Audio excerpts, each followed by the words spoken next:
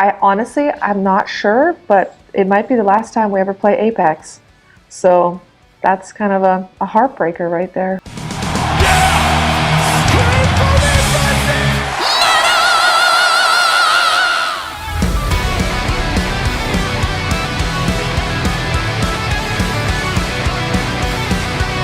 Brittney, welcome back. It feels like we get to talk a lot to each other, which means that there's always something happening with Unleash the Archers. So things are a crazy roller coaster, but it's a good roller coaster. How are you doing today?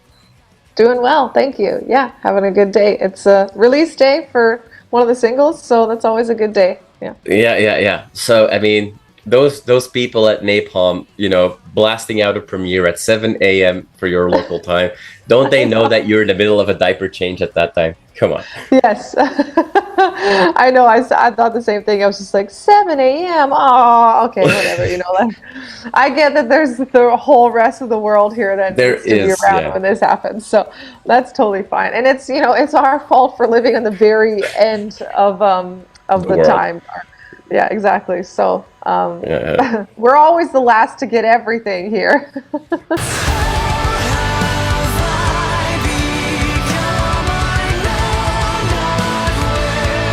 It's always exciting to have, the release of a single. What's also exciting is to see that it was announced, was it yesterday or day before yesterday? The release shows are completely sold out as well. So that's good news. Yeah, very excited about that. Yeah. I mean, we were kind of hoping that would be the case because we haven't played like Victoria in 7 years or something like that.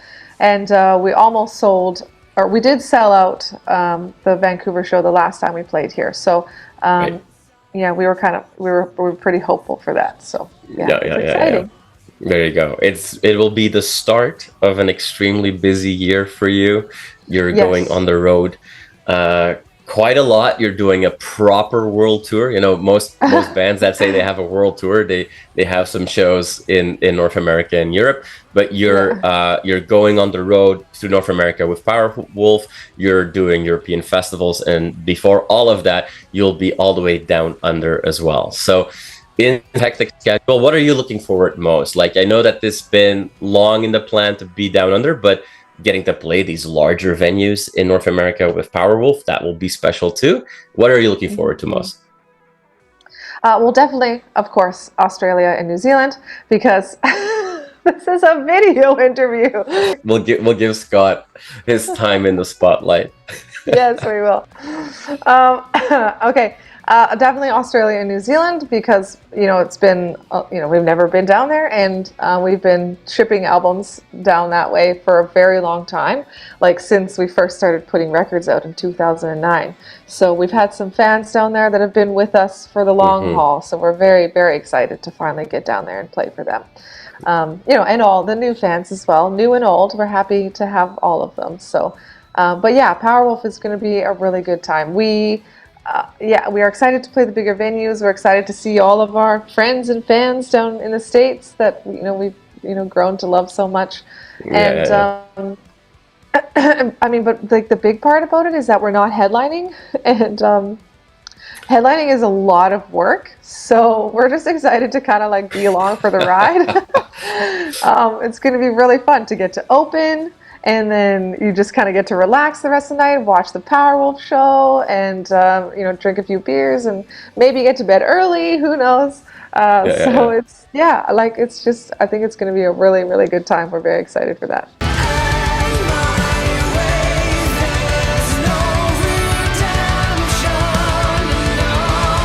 So the album kicks off with Human Era, which is the first curveball, if you will, that you're throwing at us with this new album, because track one.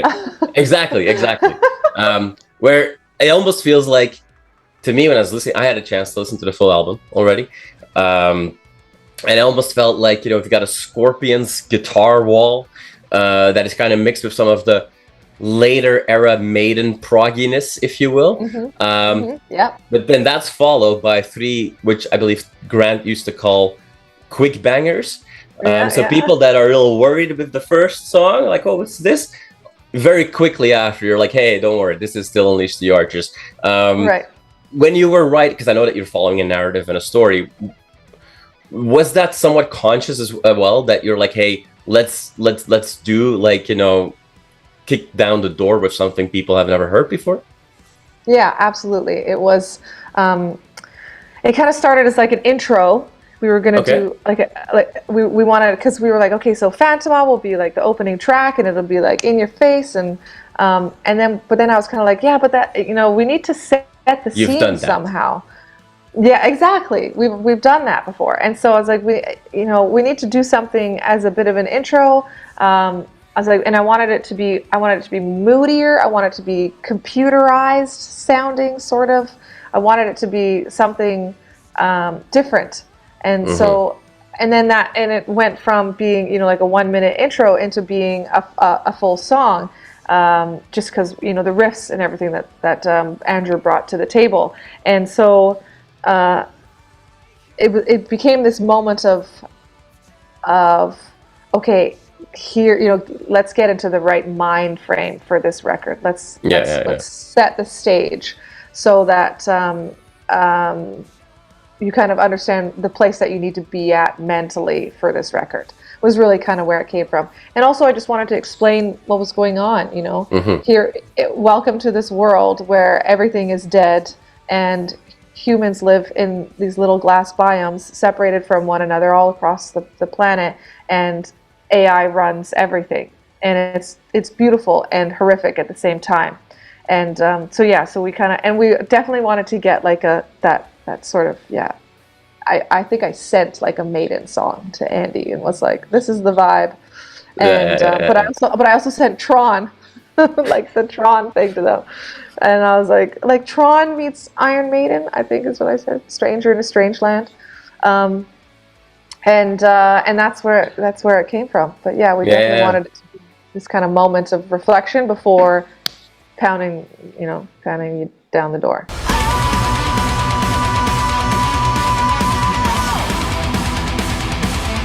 The three tracks that follow are like those, almost like more stereotypical Unleash the Archers party songs. I mean, Yeah, yeah, not talking about the lyrical content, but right, exactly, yeah. um, three.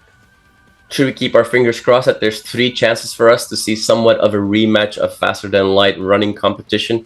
Because we like to get that special music video of Unleash the Archers as well. I know that Grant is looking for some payback. Yes. Yeah, I don't know. Phantoma is, yeah, we talked about singles and like which songs we want to do music videos for. Mm-hmm. And Phantom was definitely on the list, but then we were kind of like, but we've done that already. We've done this song as a single already. So we leaned towards other ones. But us, we like to come back and do music videos, continually. Yeah, So yeah, yeah. that one might get back on there with a little rematch. I don't know, rematch in space, maybe running in front of a green screen or something. I don't know. We've got some other ideas though. We've got some fun ideas for music Good, videos that good, good, good. that we're gonna keep working on. So you maybe we'll have something new for you to be looking forward to There instead we of go. sequels. All right. Yeah.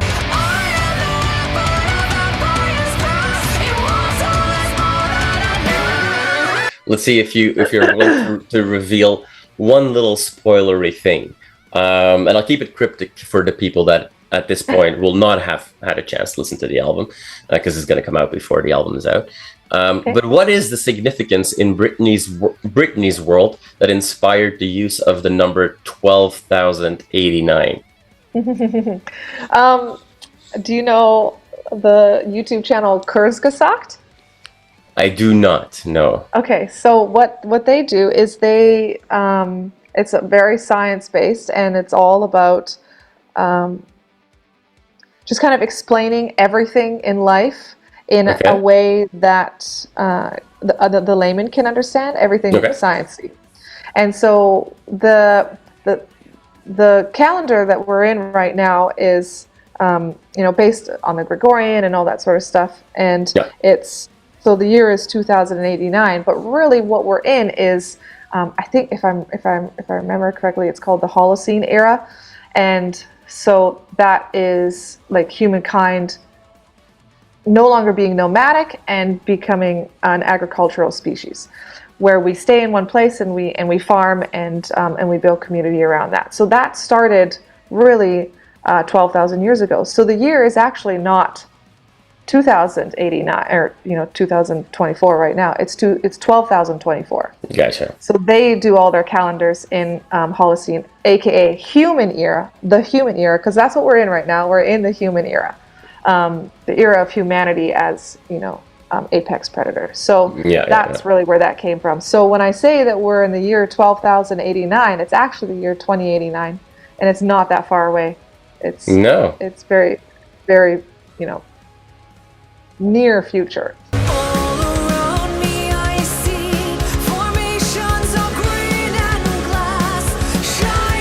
We have this character of Phantoma who do I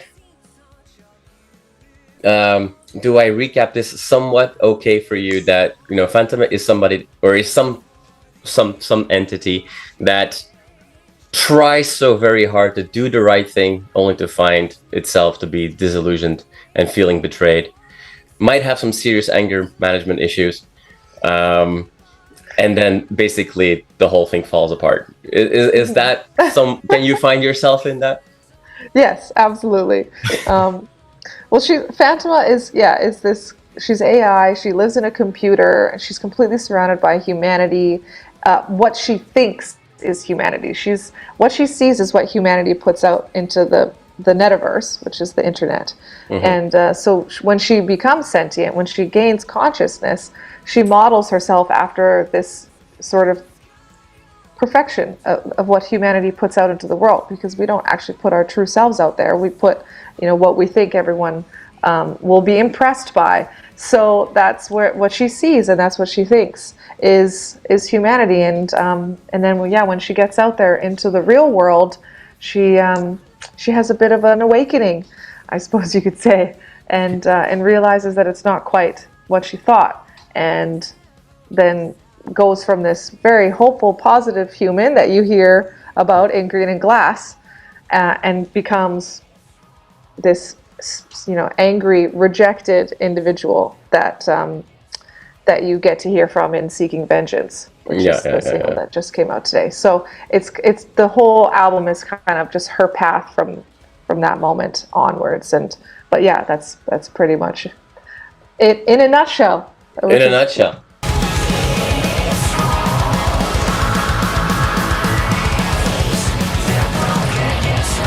I'm gonna give it 5 seconds after 5 minutes, let's say, after the full album is out and people can read all the lyrics, like I've already done, to start posting that Phantoma is really the spirit of the matriarch that has emerged within her and becomes the Blood Empress, and that the shadowy demons that are killing at night are her, 4 sons. And her soulbound. Yeah. That's awesome.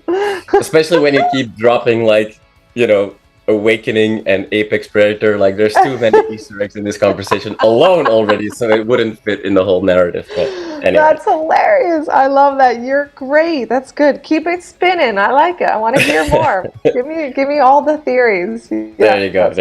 I will cut this out because I don't want to spoil Blood. That's perfect. You gotta leave it in. Leave it in. Leave it in. All right. Let the world see your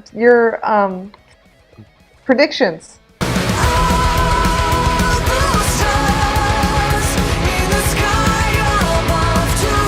But actually, that recap that I said of something or some entity that really wanted to do it the right way, but faced with backlash and disillusion, and then feels somewhat betrayed or down by that. I'm gonna use it as a segue because it kind of follows something else that happened as well. This album obviously deals with AI, and you've used AI not only in the creative process to some extent, but also in music video that we've seen, and there were some opinions about that. Some opinions are louder than others, and they're not always the biggest group, but they can be loud. I don't want to spend too much time on this because I know that this is not your favorite topic, But you were gracious enough to say that you wanted to talk about it briefly. But maybe from an angle, like did the way that this happened, was that just a surprise to you to see how loud these voices were, given that Unleash the Archers, not the first band in history to use tools like this to generate, music videos, for example. And like I said, you wanted to do the right thing. How big of a surprise was it? Yeah, I mean, it was big. It was well, because we purposely licensed artwork for, to kind of try and do it as ethically as possible. And and then when people were just straight up angry at us having done it at all, it was kind of like, oh, okay, well, I suppose that's understandable. And we get it. We get where the artist community is coming from. We're on board with that. And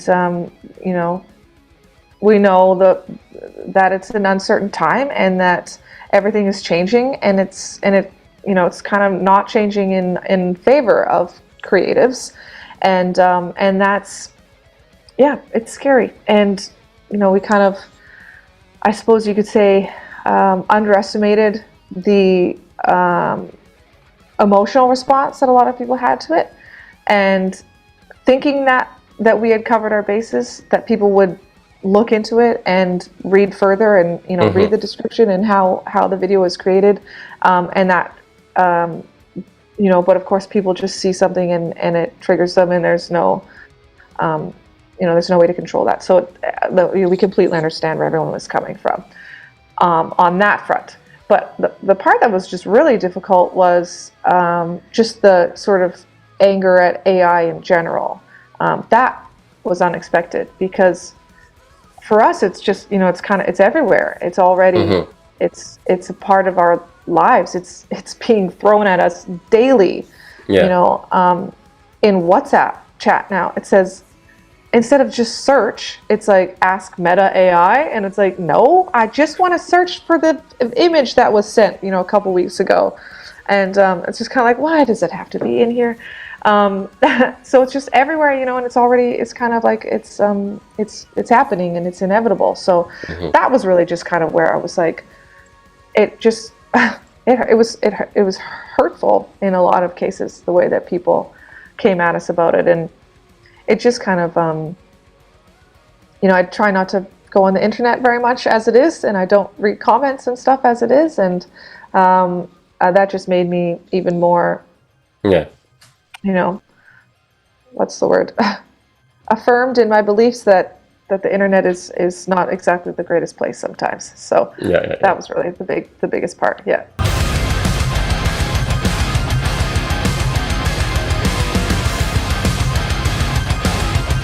I can only imagine that already going into this whole cycle, the band felt pressure to begin with, following the success that you've seen with Abyss and Apex.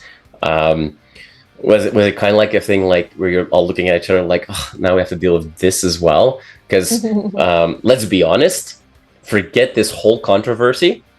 There's a lot of people paying attention right now in what you're releasing. A lot of people are waiting for it. This is what they call a high-profile release for Napalm this year. Right. Does that freak you out at times? Yeah, yes, because it doesn't feel like that at all. I don't know. We're just kind of, trudging along here, just doing our own thing, and we don't feel like we are a high-profile band, or that this release is particularly special or merits extra attention or anything like that at all. So when people were kind of reacting like we were just this, massive sort of entity putting out this video without any feeling, it was like, right. Wait, no, we're still just a tiny metal band from Canada with day jobs. It's not. It's not like that for us. So it just seemed weird to, kind of flip it on the other side and see. But yeah, it's I don't think we're ever gonna feel like that. Like we're a big band. I don't know what it would take for that to happen. A couple more controversies. I'm just kidding. I'm working on the next one already. Don't you worry about it. Good. But we've just kind of been, taking everything day by day, our whole careers. That it's there isn't this moment of like you get thrust into the limelight or anything like that. That never happened. Yeah. So we didn't even realize that we were standing there.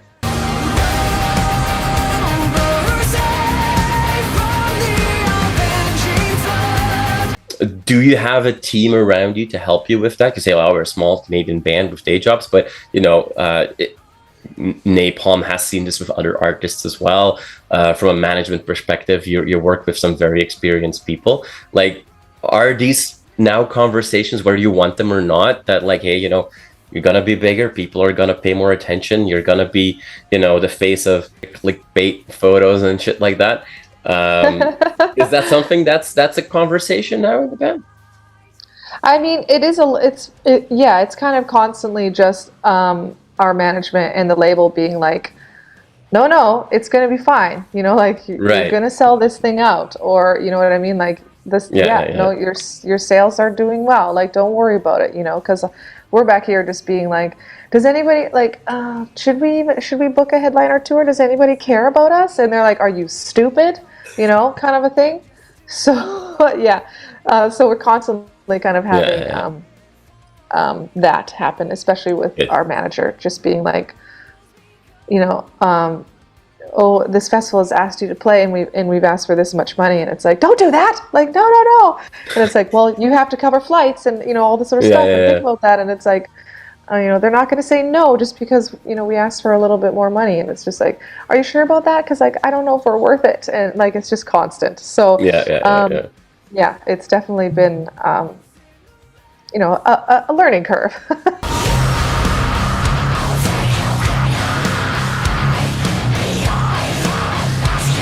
The last few times I did see you was playing those headline shows, and then you snuck in a couple of longer songs.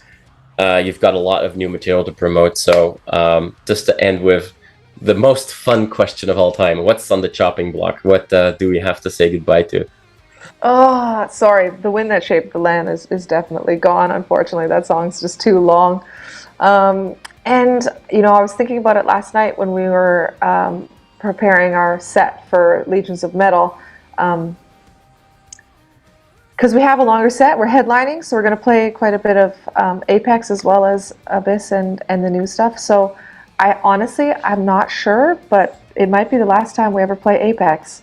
So that's kind of a heartbreaker right there. Who knows? Yeah. But we'll see. It depends on set times and all that kind of stuff. But I was just thinking about it, as I was by myself in the jam spot, putting my foot up on the monitor, pretending to do the solos like I do live. I was like, this might be the last time that we do this, but who knows? Yeah, it's kind of going to be, I think, an ebb and flow thing. We'll see as the shows come up. Yeah. Well, as long as you keep Afterlife in there, you can still pretend to play the flute. So right. That's so important.